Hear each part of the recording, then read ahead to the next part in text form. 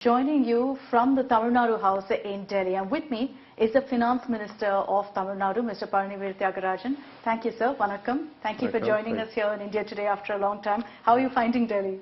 A bit more smog than I'd like, but we all suffer the same. You stay here long enough, you'll get used to it as well. Yes, Let's get right down to it, Mr. Thiagarajan. I think when I was going through my research to interview you, the first thing that came up was about how you're projecting that Tamil Nadu will become a $1 trillion economy by 2030. How do you plan on achieving that, especially with so many predictions and projections of a recession coming?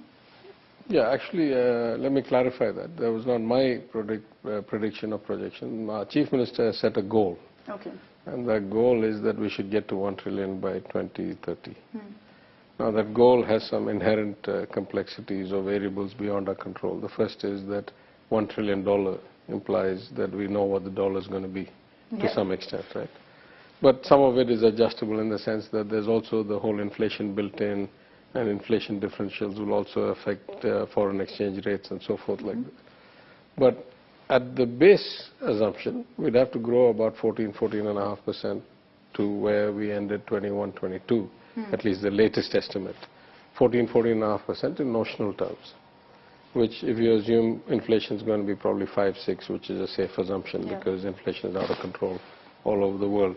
And inflation tends to be sticky. It's very hard to control inflation in the short term. So then we're really talking about 8.5, 7.5% real growth. Now there's a good track record of this. If you look at Tamil Nadu between 2006 and 2011, despite the global financial crisis, the CAGR in real growth was 10.15 or 11%. So there is a track record of doing that. So Tamil Nadu is large enough an economy, has enough of global connect and attractiveness, particularly as we see the macro trends of diversification outside of China, but also meaningful consumption base because our Gini coefficient is lower than many relatively well-to-do states like Maharashtra or Gujarat. We actually have a stronger percentage of the economy that's domestic consumption. So it's not an unreasonable target to get to 1 trillion on this trajectory. We already have a project underway through tender and advisory mandate where we're going to get a more concrete, the path to 1 trillion, which industry sectors, at what years, under what trends and so forth, blueprint, But all this subject to the point you just mentioned, which is that these goals are made, on the assumption that things stay somewhat normal, right? I want to bring it back to Tamil Nadu, and I think when we talk about the economy in Tamil Nadu, one of the aspects that some have raised concerns over, including the Tamil Nadu governor, for example, is over investments in Tamil Nadu. He's suggesting that states like Maharashtra, states like Karnataka are racing far ahead and Tamil Nadu is being left behind.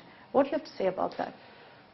Again, I would say the statistics indicate otherwise, right? If you look at the data, I haven't looked at it in the last quarter, but if you look at it till the June 30th quarter, I haven't seen the September 30th numbers, we were up almost 45-50% year over year. And no other state was at that pace of increase, right? Number one. Number two, the union government plays a big role in how these projects get directed, the mega projects, right? Because they give the PLI and they have their hand on the scale. I don't want to talk politics, but normally governors should not be in the fray of politics. Governors should mind administrative issues, and kind of the less they say, the more respectable and honored they are. Tamil Nadu governor, unfortunately, doesn't have these norms. Maybe he's limited. He's overreaching. I mean, it's not just me, right? I mean, our party MPs have written to the union government asking for his recall. That's not a mild step. So, I want to stay above the fray. I don't want to get into the trenches of political warfare with somebody who should be above politics. So I don't want to comment more than that. But I would say the statistics are that we're doing very well. Is the concern valid, though, in the sense that, Tamil Nadu is known to be an electronics hub, and yet you had a Foxconn, a semiconductor plant going to Gujarat? Not every plant in the country should go to the same place, right? I would say that if you look at the market share of total Foxconn activity, I would say Tamil Nadu is in the top 1 or top 2, in the country today, in Apple phone manufacturing and assembly. So, you can twist the data any way you want. We are accountable to the public. Public knows how much jobs are being created, how much growth is coming, how much investment is coming. I myself have been on 2-3 trips. There's huge amount of interest.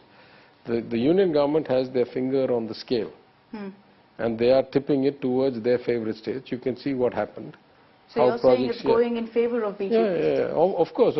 I mean, because this is a concern Uddhav Thackeray has also raised, with Vedanta, the semiconductor plant going to Gujarat. I completely agree with him. And the Prime Minister is on record in assembly rallies saying that only if you vote for the BJP, we'll give you benefits. Only because you voted for the BJP, we give you vaccines.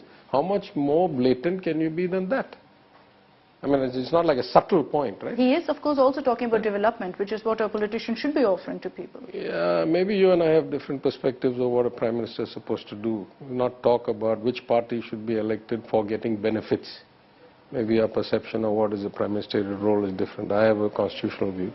You may have a different view.